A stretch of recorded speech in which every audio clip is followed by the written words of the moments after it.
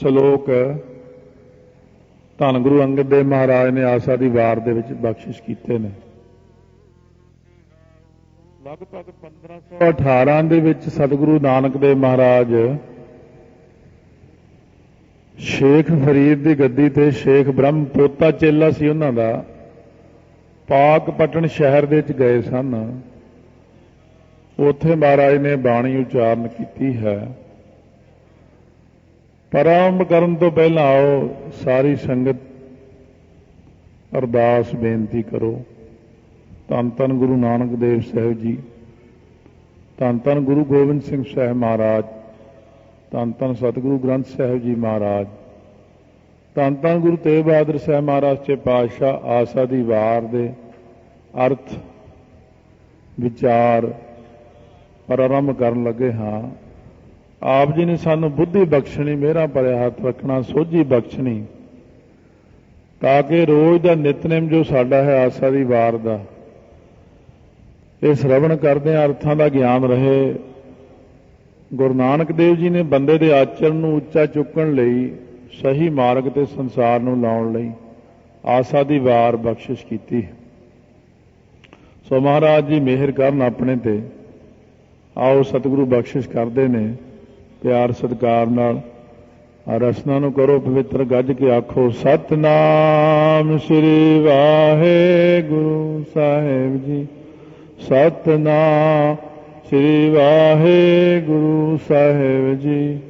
ਸੋ ਮਹਾਰਾਜ ਜੀ ਬਖਸ਼ਿਸ਼ ਕਰਦੇ ਨੇ। ਧੰਨ ਗੁਰੂ ਨਾਨਕ ਦੇਵ ਮਹਾਰਾਜ ਅਕਾਲ ਪੁਰਖ ਵਾਹਿਗੁਰੂ ਨੇ ਜੋ ਬਖਸ਼ਿਸ਼ ਕੀਤਾ ਗੁਰੂ ਨਾਨਕ ਦੇਵ ਜੀ ਨੂੰ,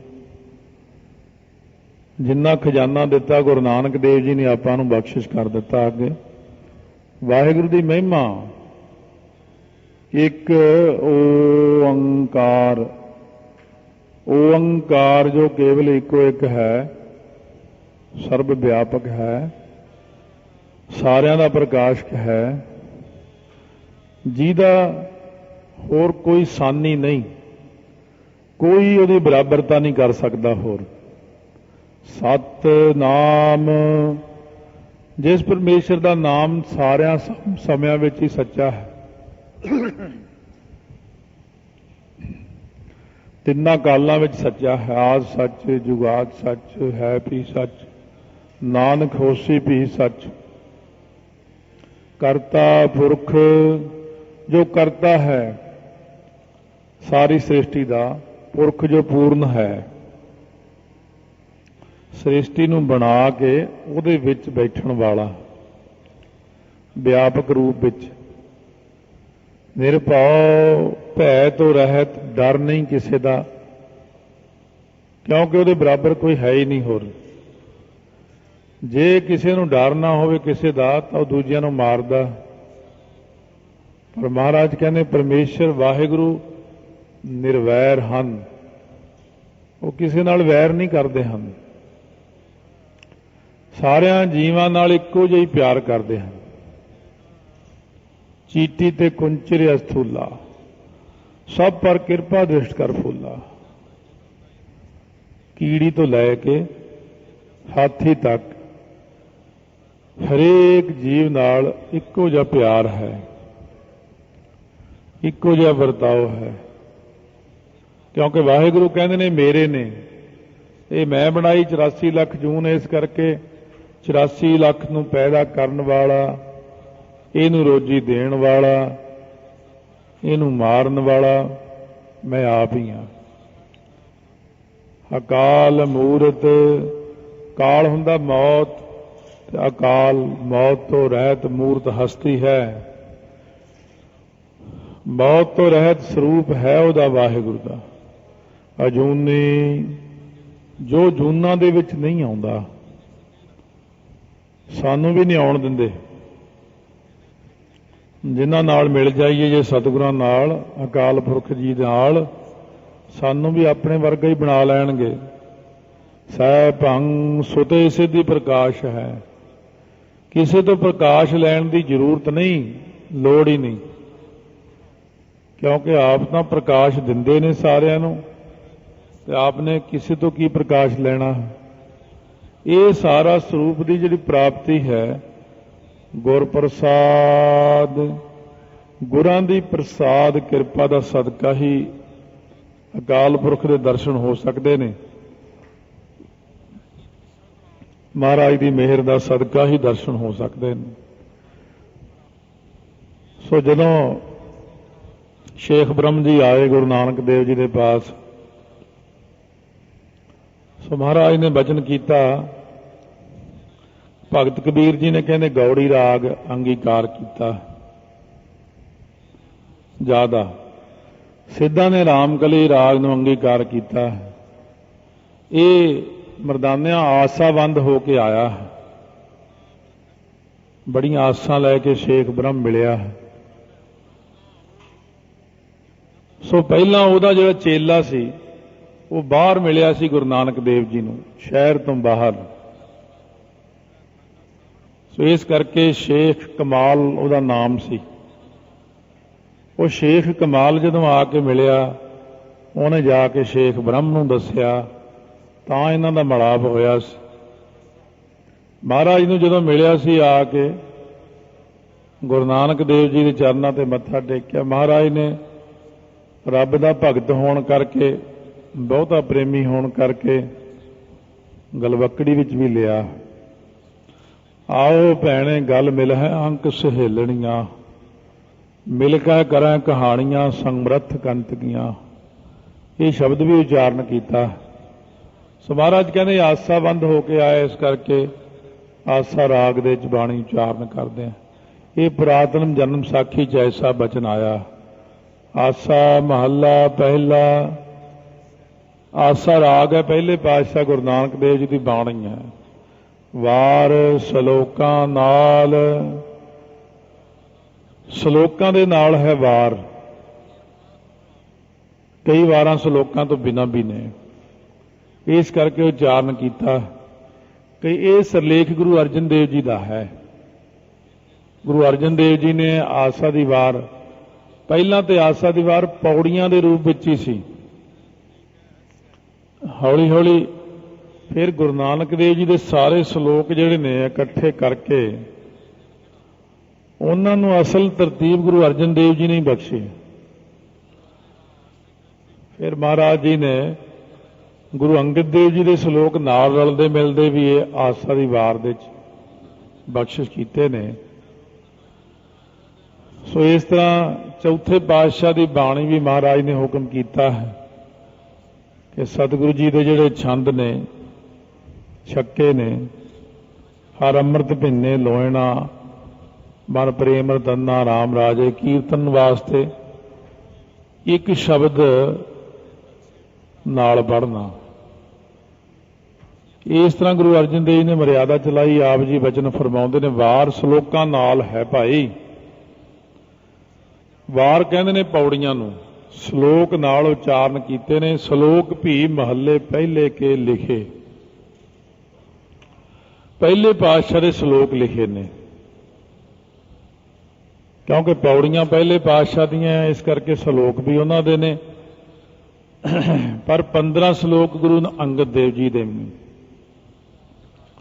ਇਸ ਤਰ੍ਹਾਂ 4 ਵਾਰਾਂ ਹੋਰ ਵੀ ਆਈਆਂ ਨੇ। ਸ੍ਰੀ ਰਾਗ ਦੀ ਵਾਰ, ਮਾਝ ਰਾਗ ਦੀ ਵਾਰ, ਸੂਹੀ ਵਿੱਚ ਸਤਿਗੁਰੂ ਮਹਾਰਾਜ ਜੈਸਰੀ ਦੀ ਵਾਰ ਵਿੱਚ, ਉੱਥੇ ਵੀ ਇਸੇ ਤਰ੍ਹਾਂ ਹੀ ਲਿਖਿਆ ਸ਼ਲੋਕਾਂ ਨਾਲ। ਲਿਖਿਆ ਤਾਂ ਹੈ ਕਿ ਵਾਰ ਜਿਹੜੀ ਹੈ ਉਹ ਪਹਿਲੇ ਪਾਤਸ਼ਾਹ ਦੀ ਹੈ, ਪਰ ਪਰਾਰੰਭ ਤੀਸਰੇ ਪਾਤਸ਼ਾਹ ਦੇ ਸ਼ਬਦ ਤੋਂ ਹੁੰਦੀ ਹੈ। ਇਹਦੇ ਵਿੱਚ ਕੋਈ ਕਿੰਤੂ ਵਾਲੀ ਜਾਂ ਸੋਚਣ ਵਾਲੀ ਗੱਲ ਨਹੀਂ। ਲਿਖਿਆ ਸ਼ਲੋਕ ਵੀ ਮਹੱਲੇ ਪਹਿਲੇ ਕੇ ਲਿਖੇ। ਹੁਣ ਅੱਜ ਦੇ ਸਮੇਂ ਵਿੱਚ ਕਈ ਪ੍ਰੇਮੀ ਇਸ ਤਰ੍ਹਾਂ ਪਾਠ ਕਰਦੇ ਨੇ, ਸ਼ਲੋਕ ਵੀ ਮਹੱਲੇ ਪਹਿਲੇ ਕੇ, ਅੱਗੇ ਕਹਿੰਦੇ ਲਿਖੇ ਟੁੰਡੇ ਅਸਰਾਜਾ ਕੀ ਧੁਨੀ। ਉਹਨਾਂ ਦਾ ਇਹ ਸੋਚਣਾ ਜਾਂ ਬੋਲਣਾ ਗਲਤ ਹੈ। ਸ਼ਲੋਕ ਵੀ ਮਹੱਲੇ ਪਹਿਲੇ ਕੇ ਲਿਖੇ, ਇੱਥੇ ਵਿਸ਼ਰਾਮ ਆਉਣਾ ਇਹਦਾ। ਤੋ ਮਹਾਰਾਜ ਕਹਿੰਦੇ ਨੇ ਜੇ ਹੁਣ ਸਤਿਗੁਰੂ ਨੇ ਲਿਖਣਾ ਹੁੰਦਾ ਧੁਨੀ ਬਾਰੇ ਕਿ ਲਿਖੇ ਟੁੰਡੇ ਅਸ ਰਾਜਾ ਕੀ ਧੁਨੀ, ਤਾਂ ਮਹਾਰਾਜ ਲਿਖਦੇ ਲਿਖੀ ਟੁੰਡੇ ਅਸ ਰਾਜੇ ਕੀ ਧੁਨੀ, ਫਿਰ ਇੱਥੇ ਲਿਖੀ ਅੱਖਰ ਹੁੰਦਾ। इस करके ये लिखे जिहड़ा है अखर ये सलोकां नाल मिलदा। सलोक भी महल्ले पहले के लिखे, टुंडे अस राजा की धुनी। टुंडा हथ दा कट्टे जाण नाल इंसान टुंडा हुंदा। अस राज, अस उहदा नाम सी राज, राजा होण करके लिखिया है। सारंगनामे राजा होया। इतिहास विच इहदे 3 नाम आउंदे ने, राजा चित्रकेतु, मोर धुज ते सारंग। सो मुख साखी सारंग राजे दी है। सारंगनामे राजे ने वड्डी उम्र विच शादी कीती। सो जो राणी आई, क्योंकि देर बाद पहले राणी नूं पुत्र होया सी, जोतशियां ने कहा सी इहनूं भोरे च रखना है। लंबा सोहना अच्छा सी। ये राणी ने माड़ा कर्म करन लई प्रेरणा दित्ती, पर असराज जिहड़ा सी वो बड़ा धार्मिक ख्यालां दा सी। राणी ने जानबूझ के अपने कपड़े लीड़े पाड़ के रौला पाता कि असराज ने माड़ा कर्म करना चाहिया। राजे ने बिना सोचे समझे वजीर नूं कहा, जाओ इहनूं वढ के टोटे करके सुट दो। एक एक लड़का सी। जदों लैके गए वजीर ने फिर जलादां नूं ओले जे करके कहा, मारिओ ना, इन्ना सोहना धर्मात्मा बच्चा है, राजा तां अन्ना होया होया। इस करके राणी ने की कहा, कहते राणी ने कहा मैनूं इहदा एक अंग वढ के लिया के दिखा दिओ। कहते तुसीं ऐ करो, इहदा एक गुट वढ के लियाओ, ਇਹਨੂੰ ਕਿਸੇ ਉੱਥੇ ਸਿੱਟਿਆ ਹੋਏ जंगल 'ਚ ਖੂਹ ਖਾਹ 'ਚ ਆਪੇ ਜੇ ਇਹਦੀ किस्मत ਉਹ ਬਚ ਜਾਊਗਾ। ਜਦੋਂ ਆਸ ਨੂੰ ਲੈ ਕੇ ਚੱਲੇ, ਅਸਰਾਜ ਰਾਜੇ ਦਾ ਪੁੱਤਰ ਹੋਣ ਕਰਕੇ ਅਸਰਾਜ ਨੂੰ ਲੈ ਕੇ ਚੱਲੇ, ਜਲਾਦਾਂ ਨੇ ਇਹਦਾ ਇੱਕ ਗੁੱਟ ਵੜ ਦਿੱਤਾ। ਇੱਕ ਸੁੱਕਿਆ ਜਿਹਾ ਖੂਹ ਸੀ ਜੰਗਲ ਵਿੱਚ, ਉਹਦੇ ਸੁੱਟ ਦਿੱਤਾ। ਉੱਥੋਂ ਹਾਏ ਹਾਏ ਦੀਆਂ ਆਵਾਜ਼ਾਂ ਆਉਣ ਲੱਗੀਆਂ। ਬਣਜਾਰੇ ਲੰਘ ਰਹੇ ਸੀ, ਬੈਲਾਂ ਦੇ ਉੱਤੇ ਸਮਾਨ ਲੱਦਿਆ ਹੋਇਆ। ਉਹਨਾਂ ਨੂੰ ਪਿਆਸ ਲੱਗੀ। ਜਦੋਂ ਖੂਹ ਦੇ ਵਿੱਚ ਇਹਨਾਂ ਨੇ ਡੋਲ ਲਟਕਾਇਆ, ਇਹਨੇ ਡੋਲ ਇੱਕ ਹੱਥ ਨਾਲ ਪਕੜ ਲਿਆ ਤੇ ਆਵਾਜ਼ ਦਿੱਤੀ, ਮੈਨੂੰ ਬਚਾਓ। ਪਹਿਲਾਂ ਤਾਂ ਉਹ ਡਰ ਗਏ, ਸ਼ਾਇਦ ਕੋਈ ਬਲਾ ਹੈ।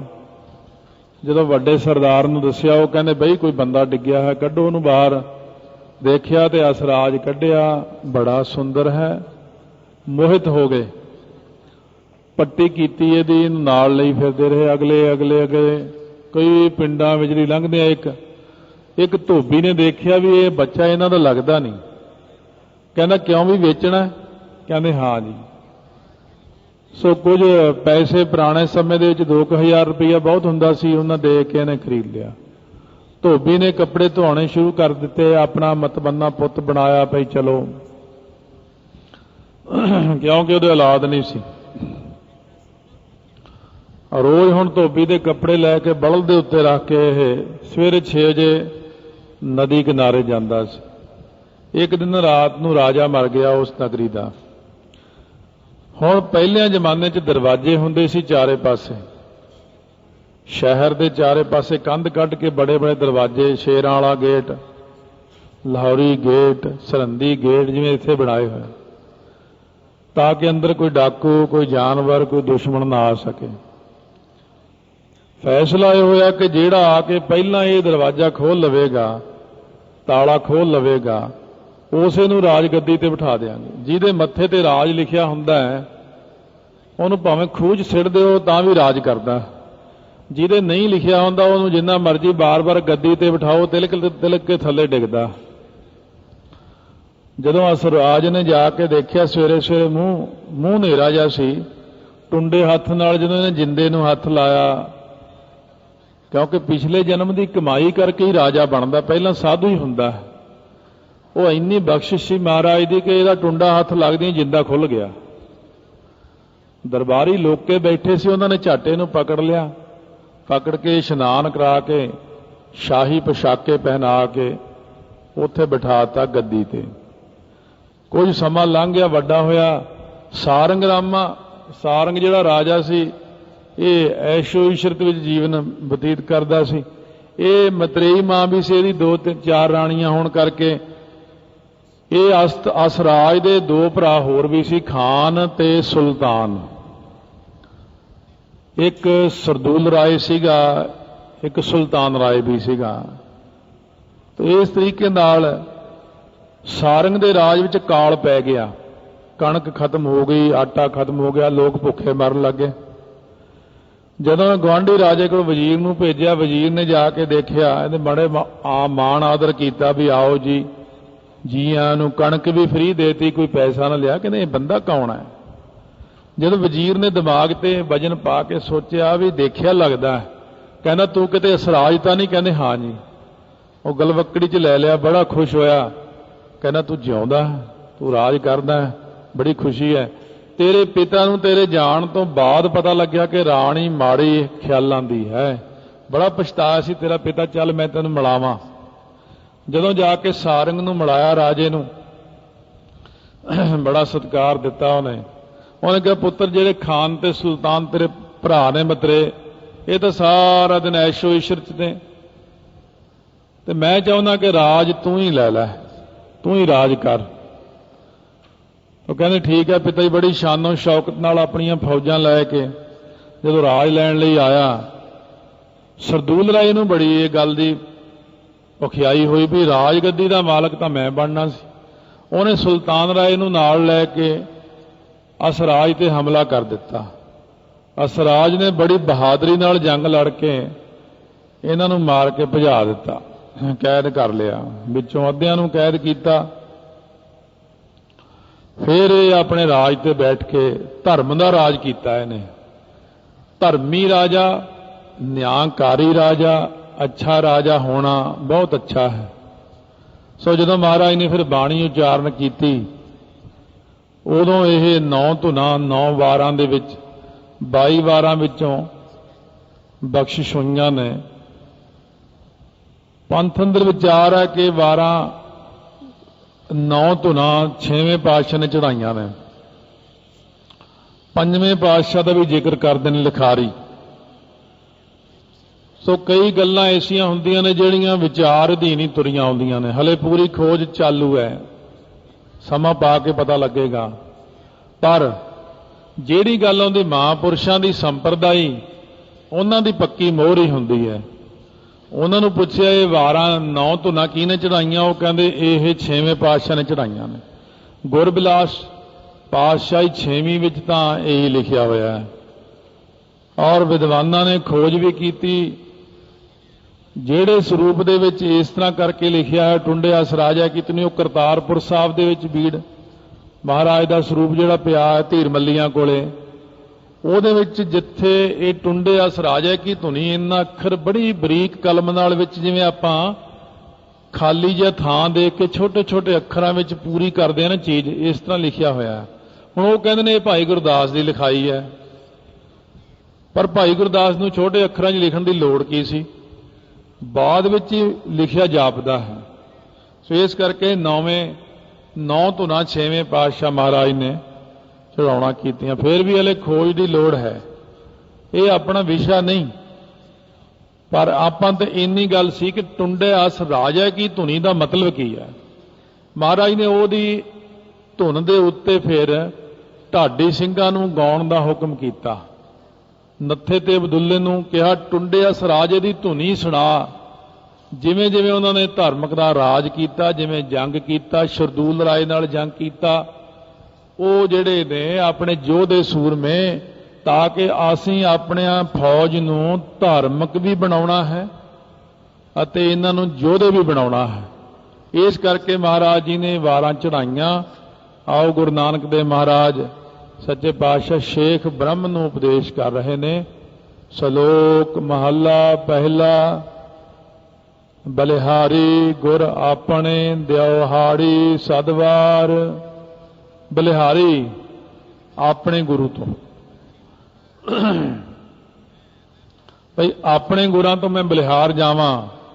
ਦਿਹਾੜੀ ਸਾਰੀ ਦਿਹਾੜੀ ਦੇ ਵਿੱਚ, ਸਾਰੇ ਦਿਨ ਦੇ ਵਿੱਚ ਸਦ ਹੁੰਦਾ ਸੈਂਕੜੇ ਵਾਰ। ਮੈਂ ਸਾਰਾ ਦਿਨ ਸਾਰੀ ਰਾਤ ਬਸ ਬਲਿਹਾਰ ਹੀ ਜਾਣਾ ਆਪਣੇ ਗੁਰਾਂ ਤੋਂ, ਸੈਂਕੜੇ ਵਾਰੀ। सैकड़े वारी रात नूं, सैकड़े वारी दिन नूं मैं तो कुर्बान जावां। इन्ना गुरु नानक देव जी ने अकाल पुरख वाहिगुरू का सत्कार किया है, आपां इन्ना ही सत्कार गुरु नानक देव जी का करना है, गुरु ग्रंथ साहिब महाराज का करना। बलिहारी गुर अपने दिहाड़ी सदवार, दिहाड़ी बोलन विच पाठ है, दिहाड़ी भी कह सकते पर दिहाड़ी लिखिया महाराज ने। सदवार सैकड़े वारी बलिहार जावां। क्यों बलिहार जावां? जिन मानस ते देवते कीए, जिन्हां ने आ संसार दे अंदर जिहड़े जीव सी ये मानस, ये मान दे खाधे होए मानस, इन्हां नूं देवतियां वर्गा जीवन बख्शिया। धन गुरु नानक देव जी ने, धन गुरु अंगद देव जी ने, महाराज ने सानू देवतियां वर्गा सोहना जीवन दिता है। सारियां नूं देवते बनाया है। देवते मनुख जून नालों थोड़े उपर चले जाते हैं। हुण कईयां दा विचार है कि इस देही को सिमरह देव, सो देही भज हर की सेव। आम तौर पर यही अर्थ किया जाता कि देवते भी इस देही नूं याद करते हैं जां पछताउंदे ने भी सानू ये देही मिले। नहीं, इस देही को सिमरह देव, देवते भी इस देही नूं सिमरह याद करते हैं भी जदों असीं मनुख सीगे उदों असीं बड़ी सेवा कीती सी। सो देही भज हर की सेव, उस देही दे विच असीं शुभ कर्म करके करना तो असीं भजन ते हरि दी सेवा, शुभ कर्म करके हंकार कर बैठे जिहदे करके भला ना हो सकिया अते देव जूनी नूं प्राप्त हो गए। ਜਿਹੜੇ इंसान चंगे कर्म करते हैं उन्होंने देवते कहा जाता है, माड़े कर्म करने वाले नूं दैंत कहा जाता है। हुंदे मनुख ही ने। रावण देखण नूं तां बंदे वर्गा ही सी, पर क्योंकि माड़े कर्म करने करके उन्होंने दैंत कोटि विच गिणिया जाता है। तो महाराज कहने जिन गुरु नानक देव जी ने मानस ते देवते किए, जिस अकाल पुरख वाहिगुरू ने ਇਹਦਾ एक होर भाव भी लैंदे ने पुरातन टीकियां दे विच ढुकदा है। कहते जिन जिस परमेश्वर ने मानस ते देवते किए, ਜਿਹੜੇ वाहिगुरू ने मानस मनुख ते देवते किए बनाए ने, मतलब कि जिसने सृष्टि बनाई है, करत ना लागी वार, वार हुंदी ढिल, देर नहीं लगी, करत ना लागी वार, बस छिन विच ही सारा कुछ रस दिता, एक छिन विच सारी सृष्टि बना दी। ते जिस वाहिगुरू नूं देर नहीं लगती, एक छिन विच सारिया मानसां नूं देवते बनाता, अमृत छका के बाणी पढ़न ला दिता, माड़े कुकर्मां तो हटाता। सज्जन ठग वर्गे, देवलूत वर्गे ते किन्नियां दी गिनती करिए जिन्हां नूं मानसां नूं देवते बनाया, देवतियां वर्गा। हुण देवतियां नाल नफरत करदे लोग, क्योंकि एक तां प्रचारक ने वो नफरत पैदा कर दिंदे ने, देवतियां दे विरोधी हो जांदे ने। देव जूनी साडियां नालों चंगी है। कदों चंगी है? देव जूनी देवतियां तो उपर मनुख उदों चंगा बन जाता, वो अमृत छक के जदों सिमरन उहदे हिरदे च होण लग जाता, फिर देवते उहनूं मत्था टेकदे ने, उल्ट गल हो जाती। वास्तव दे विच देवतियां दे जीवन बहुत ही चंगे ने, मर्यादा पुरुषोत्तम ने, उन्हां दा बैठना उठना खाना पीना बहुत अच्छा है, हर मर्यादा विच। ताइयों इत्थे एक प्रमाण वजों गुरु नानक देव जी ने वरत्या, नहीं तो इत्थे लिख देना शायद। ਇਹਦਾ मतलब जिन मानस ते देवते किए, इत्थे मानस भई प्राप्त मानुख देहरिया। इत्थे ये नहीं लिखिया कि जिन सिख ते देवते किए, सिखां तो देवते नहीं बनाया। जिन मानस ते देवते किए, जिन्हां ने मानस तो सानू देवते बनाया। गुरसिखां दे जीवन तो देवतियां तो बहुत ज्यादा उपर ने, सानू तो देवतियां तो भी किते श्रोमणी बनाया। ਸਾਰੇ ਦੇਵਤੇ ਗੁਰਸਿੱਖ ਨੂੰ ਨਮਸਕਾਰ ਕਰਦੇ ਨੇ ਜੇ ਉਹ ਗੁਰਸਿੱਖ ਹੋਵੇ ਤਾਂ। ਜੇ ਉਹ ਗੁਰੂ ਨਾਨਕ ਦੀ ਸਹੀ ਕਸਵੱਟੀ ਤੇ ਉਤਰ ਜਾਵੇ। ਮਹਾਰਾਜ ਕਹਿੰਦੇ ਬ੍ਰਹਮ ਗਿਆਨੀ ਕੋ ਖੋਜ ਹੈ ਮਹੇਸ਼ਵਰ, ਉਹਨੂੰ ਖੋਜਦਾ ਫਿਰਦਾ ਸ਼ਿਵ ਜੀ, ਬ੍ਰਹਮਾ ਵਿਸ਼ਨੂੰ। ਇਹ ਕੋਈ ਬਹੁਤੀ ਵੱਡੀ ਗੱਲ ਨਹੀਂ, ਜਿਵੇਂ ਤੁਸੀਂ ਸਮਝੋ ਬੜੀ ਵੱਡੀ ਗੱਲ ਹੈ ਵੀ ਵਿਸ਼ਨੂੰ ਜੀ ਮੱਥਾ ਟੇਕਦੇ ਨੇ ਆ ਕੇ, ਇਹ ਵੱਡੀ ਗੱਲ ਨਹੀਂ। ਉਹ ਰੋਜ਼ ਹੀ ਮੱਥਾ ਟੇਕਣ ਆਉਂਦੇ ਨੇ ਗੁਰਦੁਆਰੇ, ਸਾਰੇ ਜਾਣੇ ਰੋਜ਼ ਹੀ ਸੰਗਤ ਨੂੰ ਮੱਥਾ ਟੇਕਦੇ ਨੇ। ਇਸ ਕਰਕੇ ਸਤਿਗੁਰੂ ਮਹਾਰਾਜ ਸੱਚੇ ਪਾਤਸ਼ਾਹ ਨੇ ਪੜੇ ਪ੍ਰੀਤੀ ਸਿਓ ਪ੍ਰਾਤ ਅਸਤੋਤਰ ਯਾਕੋ ਕਰੈ ਰੁਦਰ ਕਾਲੀ ਨਮਸਕਾਰ ਤਾਂ ਕੋ। ਜਿਹੜਾ ਪਰਮੇਸ਼ਰ ਦੀ ਬਾਣੀ ਪੜਨ ਵਾਲਾ ਵਿਅਕਤੀ ਹੈ ਨਾ, ਉਹ ਸਾਰੇ ਹੀ, ਜੇ ਆਪਾਂ ਉਹਦਾ ਇੰਨਾ ਸਤਿਕਾਰ ਕਰਦੇ ਆ, ਕੋਈ ਬੰਦੇ ਦਾ ਪਤਾ ਲੱਗ ਜੇ ਵੀ ਆਹ ਬੰਦਾ ਇੰਨਾ ਪਾਠ ਕਰਦਾ ਹੈ, ਇੰਨਾ ਪਾਠ ਕਰਦਾ ਹੈ, ਉਹਦੇ ਕੋਲੋਂ ਸਾਰੇ ਹੀ ਝੋਕੇ ਲੰਘਣਗੇ। ਹਰ ਬੰਦਾ ਉਹਦਾ ਸਤਿਕਾਰ ਕਰਦਾ ਹੈ। ਪੰਛੀ ਪਸ਼ੂ ਵੀ ਉਹਦਾ ਸਤਿਕਾਰ ਕਰਦੇ ਨੇ, ਦੇਵਤੇ ਵੀ ਸਤਿਕਾਰ ਕਰਦੇ ਨੇ, ਇੱਥੋਂ ਤੱਕ ਵੀ ਦੈਂਤ ਵੀ ਉਹਦਾ ਸਤਿਕਾਰ ਕਰਦੇ ਨੇ, ਸਾਰੇ ਹੀ ਫਿਰ ਸਤਿਕਾਰ ਕਰਦੇ ਨੇ। ਤੋ ਮਾਨਸ ਤੋਂ ਦੇਵਤੇ ਕਦੋਂ ਬਣਦੇ ਨੇ? ਜਦੋਂ ਗੁਰਬਾਣੀ ਪੜ੍ਹਦੇ ਨੇ। ਕਰਤ ਨਾ ਲਾਗੀ ਵਾਰ, ਜਿਉਂ ਹੀ 5 ਚੂਲੇ ਅੰਮ੍ਰਿਤ ਦੇ ਮੁਖ ਵਿੱਚ ਪੈ ਗਏ, ਛਿੱਟੇ ਪੈ ਗਏ ਅੱਖਾਂ ਵਿੱਚ, ਸਿਰ ਦੇ ਵਿੱਚ ਪੰਜਾਂ ਪਿਆਰਿਆਂ ਨੇ ਅੰਮ੍ਰਿਤ ਪਾ ਕੇ ਕਕਾਰਾਂ ਸਹਿਤ ਬਣਾਇਆ। ਇੱਕ ਵਾਰ ਤਾਂ ਦੇਵਤੇ ਬਣਾ ਦਿੱਤੇ ਜਾਂਦੇ ਨੇ, ਬਾਅਦ ਚ ਜੇ ਕ੍ਰਿਤਾਂ ਕਰਨ ਫੀਕ ਕਰੀਏ।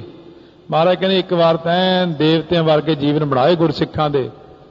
ਗੁਰੂ ਅਰਜਨ ਦੇਵ ਜੀ ਨੇ ਨਾਲ ਮਿਲਦਾ ਜੁਲਦਾ ਸ਼ਲੋਕ ਗੁਰੂ ਅੰਗਦ ਦੇਵ ਜੀ ਦਾ ਰਚਿਤ ਕਰ ਦਿੱਤਾ। ਮਹੱਲਾ ਦੂਜਾ, ਦੂਸਰੇ ਪਾਤਸ਼ਾਹ ਗੁਰੂ ਅੰਗਦ ਦੇਵ ਮਹਾਰਾਜ ਫਰਮਾਉਂਦੇ ਨੇ, ਜੇ 100 ਚੰਦਾ ਉਗਵਹਿ ਸੂਰਜ ਚੜ੍ਹੈ ਹਜ਼ਾਰ। ਮਹਾਰਾਜ ਕਹਿੰਦੇ ਜੇ ਗੁਰੂ ਦੇ ਮੁਕਾਬਲੇ ਦੀ ਹੁਣ ਗੱਲ ਕਰਦੇ ਨੇ, ਜੇ 100 ਚੰਦਰਮਾ ਅਸਮਾਨ 'ਚ ਇਕੱਠਾ ਚੜ੍ਹ ਜਾਏ, 1000 ਸੂਰਜ ਅਸਮਾਨ ਵਿੱਚ ਚੜ੍ਹ ਜਾਵੇ, ਫੇਰ ਕੀ ਅੰਦਰ ਗਿਆਨ ਹੋ ਜਾਂਦਾ? ਮਹਾਰਾਜ ਕਹਿੰਦੇ ਇੱਥੇ ਚਾਨਣ ਹੁੰਦਿਆਂ ਗੁਰ ਬਿਨ ਘੋਰ ਅੰਧਾਰ। ਘੋਰ ਅੰਧਾਰ ਹੀ ਰਹਿੰਦਾ ਮਨ ਦੇ ਅੰਦਰ, ਗੁਰੂ ਦੀ ਸਿੱਖਿਆ ਤੋਂ ਬਿਨਾਂ, ਸਤਿਗੁਰੂ ਜੀ ਦੇ ਉਪਦੇਸ਼ ਤੋਂ ਬਿਨਾਂ। ਹੁਣ ਕਹਿੰਦੇ ਨੇ ਇਹ ਤਾਂ ਸਧਾਰਨ ਗੱਲ ਹੈ, ਸਾਨੂੰ ਵੀ ਪਤਾ। ਜੇ 100 ਚੰਦਾ ਉਗਵਾ ਸੂਰਜ ਚੜ੍ਹੇ 1000, ਇੱਕ ਤਾਂ ਹੈ ਸਧਾਰਨ ਤੌਰ ਤੇ, ਇੱਕ ਇਹਦਾ ਕਹਿਣ ਦਾ ਸੰਕੇਤ ਕਿੱਧਰ ਨੂੰ ਦਿੱਤਾ ਤੁਸੀਂ, ਇਹਦਾ ਅੰਤਰੀ ਭਾਵ ਕੀ ਹੈ? ਮਹਾਰਾਜ ਕਹਿੰਦੇ ਜੇ 100 ਚੰਦਾ ਉਗਵਹਿ, ਜੇ 100 ਸ਼ਾਸਤਰ ਵੀ ਇਕੱਠੇ ਕਰ ਲਓ, 6 ਸ਼ਾਸਤਰ ਨੇ ਵੈਸੇ, ਜੇ 1000 ਵੇਦਾਂ ਰੂਪੀ ਸੂਰਜ ਵੀ ਚੜ ਜਾਣ, 1000 ਗ੍ਰੰਥ ਦੁਨੀਆ ਦੇ ਇਕੱਠੇ ਕਰ ਲਓ, ਚੰਦਰਮਾ ਵੱਤ ਸੈਂਕੜੇ ਵਿਦਵਾਨ ਇਕੱਠੇ ਕਰ ਲਓ, ਬੜੀਆਂ ਗਿਆਨ ਦੀਆਂ ਗੱਪਾਂ ਸੁਣਾ ਵੀ ਦੇਣ ਆਪਾਂ ਨੂੰ, ਇੱਥੇ ਚਾਨਣ ਹੁੰਦਿਆਂ, ਇੰਨਾ ਚਾਨਣ ਹੁੰਦਿਆਂ ਹੋਇਆਂ ਵੀ ਇੰਨਾ ਪ੍ਰਕਾਸ਼ ਹੁੰਦਿਆਂ, ਫਿਰ ਗੁਰੂ ਨਾਨਕ ਸਾਹਿਬ ਦੀ ਲੋੜ ਪੈ ਗਈ ਨਾ। ਜੇ ਗੁਰੂ ਨਾਨਕ ਦੇਵ ਜੀ ਲੋੜ ਪਈ ਤਾਂ ਹੀ ਤਾਂ ਮਹਾਰਾਜ ਆਏ। ਫਿਰ ਗੁਰ ਬਿਨ ਘੋਰ ਅੰਧਾਰ, ਗੁਰੂ ਸਾਹਿਬ ਜੀ ਤੋਂ ਬਿਨਾਂ ਘੋਰ ਘੁੱਪ ਗਾੜਾ ਹਨੇਰਾ ਛਾਇਆ ਸੀ ਸੰਸਾਰ ਦੇ ਅੰਦਰ, ਤਾਂ ਗੁਰੂ ਨਾਨਕ ਦੇਵ ਜੀ ਸ੍ਰਿਸ਼ਟੀ ਤੇ ਆਏ। ਗੁਰੂ ਨਾਨਕ ਦੇਵ ਜੀ ਨੇ ਸੰਸਾਰ ਨੂੰ ਉਪਦੇਸ਼ ਦਿੱਤਾ, ਉਸ ਉਪਦੇਸ਼ ਦੇ ਨਾਲ ਸ੍ਰਿਸ਼ਟੀ ਨੂੰ ਗੁਰੂ ਨਾਨਕ ਦੇਵ ਜੀ ਨੇ ਤਾਰਿਆ। ਇੰਨਾ ਚਾਨਣ ਹੁੰਦਿਆਂ ਹੋਇਆਂ ਵੀ, ਕਹਿਣ ਦਾ ਭਾਵ ਜੇ 100 MA ਕਰ ਲਓ, 1000 PhD ਕਰ ਲਓ, ਅੱਜ ਦੇ ਯੁੱਗ ਦੀ ਉਦਾਹਰਣ ਦੇ ਦਿੰਦੇ ਆ, ਜੇ 100 ਡਿਪਲੋਮੇ ਵੀ ਕਰ ਲਓ ਤੇ 1000 ਵਿਦਿਆ ਹੋਰ ਵੀ ਪੜ੍ਹ ਲਓ, ਮਨ ਦੇ ਅੰਦਰ ਚਾਨਣ ਤਾਂ ਨਹੀਂ ਹੁੰਦਾ। ਪੜ੍ਹਿਆ ਮੂਰਖ ਆਖੀਆ ਜਿਸ ਲਬ ਲੋਭ ਅਹੰਕਾਰਾ। ਆਪਾਂ ਕਿਸੇ ਦੀ ਗੱਲ ਨੂੰ ਕੱਟਦੇ ਨਹੀਂ, ਕਿਸੇ ਦੀ ਨਰਾਦਰ ਨਹੀਂ ਕਰ ਰਹੇ ਆਪਾਂ ਕਿ ਪੜ੍ਹੇ ਲਿਖੇ ਦਾ ਨਰਾਦਰ ਨਹੀਂ। ਸਾਡਾ ਤਾਂ ਕਹਿਣ ਦਾ ਭਾਵ ਹੈ ਕਿ ਭਾਈ ਸਾਰਿਆਂ ਲਈ ਸਾਂਝਾ ਉਪਦੇਸ਼ ਤਾਂ ਇਹ ਹੈ ਕਿ ਜਿਹੜਾ ਅੰਦਰ ਚਾਨਣ ਹੋਣਾ ਨਾ, ਉਹ ਤਾਂ ਬਾਣੀ ਨਾਲ ਹੀ ਹੋਣਾ। ਹਿਰਦੇ ਵਿੱਚ ਪ੍ਰਕਾਸ਼ ਤਾਂ ਬਾਣੀ ਨਾਲ ਹੀ ਹੋਣਾ ਹੈ। ਗੁਰੂ ਨਾਨਕ ਦੇਵ ਜੀ ਨੇ ਹੀ ਕਰਨਾ ਪ੍ਰਕਾਸ਼ ਹਿਰਦੇ ਦੇ ਅੰਦਰ। ਬਾਕੀ ਜਿੰਨਾ ਮਰਜ਼ੀ ਕੋਈ ਮਹਾਰਾਜ ਕਹਿੰਦੇ ਪੜ੍ਹੀ ਜਾਏ, ਪੜ੍ਹੀ ਜਾਏ, ਪੜ੍ਹੀ ਜਾਵੇ। ਦੁਨੀਆ ਅੰਦਰ ਅੱਜ ਤੱਕ ਇੱਕ ਜਾਣਾ ਸਭ ਤੋਂ ਵੱਧ ਪੜ੍ਹਿਆ, ਉਹ ਵੀ ਦੇਵਤਿਆਂ ਚੋਂ, ਨਾਰਦ ਮੁਨੀ 75,000 ਵਰਾ ਵਿਦਿਆ ਪੜ੍ਹਿਆ, 14 ਵਿਦਿਆ ਪੜ੍ਹ ਕੇ ਮੁਕਾਈਆਂ ਨੇ, ਉਹਨੂੰ ਵੀ ਚਾਨਣ ਨਹੀਂ ਹੋਇਆ। ਉਹਨੇ ਵੀ ਆ ਕੇ ਪੁੱਛਿਆ ਸੀ ਸਨਕ ਸਨੰਦਨ ਹੋਣਾ ਨੂੰ, ਤਾਂ ਉਹਨਾਂ ਨੇ ਕਿਹਾ ਸੀ ਅਧਿਆਤਮਕ ਵਿਦਿਆ ਪੜ੍ਹ ਤਾਂ ਚਾਨਣ ਹੋਵੇਗਾ। ਇਸ ਕਰਕੇ ਮਹਾਰਾਜ ਕਹਿੰਦੇ ਭਾਈ ਜਿੰਨਾ ਮਰਜ਼ੀ ਤੁਹਾਨੂੰ ਜਰਨਲ ਨੌਲੇਜ ਹੈਗੀ ਆ, ਪੜ੍ਹੇ ਲਿਖੇ ਹੈਗੇ ਹੋ, ਪਰ ਐ ਨਾ ਸਮਝੋ ਕਿ ਹੁਣ ਮੇਰੇ ਅੰਦਰ ਚਾਨਣ ਹੋ ਗਿਆ। ਇੱਥੇ ਚਾਨਣ ਹੁੰਦਿਆਂ ਗੁਰਬਿਨ ਘੋਰ ਅੰਧਾਰ, ਗੁਰਬਿਨ ਘੋਰ ਅੰਧਾਰ, ਗੁਰੂ ਬਿਨਾ ਸਮਝ ਨਾ ਆਵੇ, ਗੁਰੂ ਬਿਨਾ ਸੁਰਤ ਨਾ ਸਿੱਧ, ਗੁਰੂ ਬਿਨਾ ਮੁਕਤ ਨਾ ਪਾਵੇ। ਗੁਰੂ ਤੋਂ ਬਿਨਾ ਕੁਝ ਨਹੀਂ ਹੁੰਦਾ। ਗੋ ਅਗਿਆਨ ਦੇ ਨੇ